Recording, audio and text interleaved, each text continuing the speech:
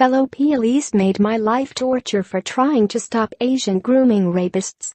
Maggie Oliver said her professional life was made torture after she told senior officers that police were not doing enough to protect girls from a predominantly Asian pedophile ring.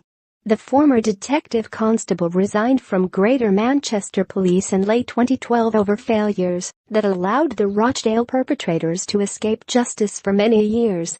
However, before she quit, she alleges she was bullied for a year and a half while working on Operation Span, the investigation into Rochdale. Ms. Oliver has not spoken publicly about her bullying so as not to detract from the way in which the young victims were let down by the police.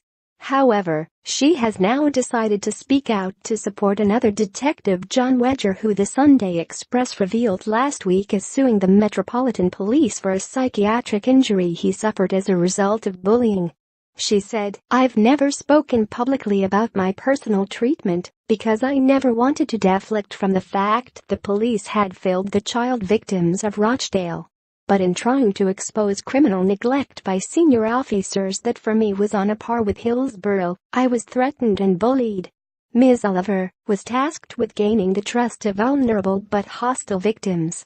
However, when they began to identify Asian grooming gangs, she said the police cooled their interest in the investigation. She said, "GMP had a specialist interview suite for vulnerable victims which was purpose-built to be non-confrontational. It's like a living room, laid back because you want your witnesses to feel at ease." Yet I remember one senior officer screaming down the phone at me telling me that I had to take vulnerable victims to a suspect interview suite, where some of them had been taken previously, when they were accused of something they hadn't actually done. Ms. Oliver claimed the harassment stepped up when she was off work with stress. She said, "Two senior colleagues turned up at my house one day and demanded that I surrender the police phone I'd had for 15 years. The reason they gave was that they didn't want the victims to call me and put me under more stress. It was complete nonsense, just another attempt to isolate me further and shut me up."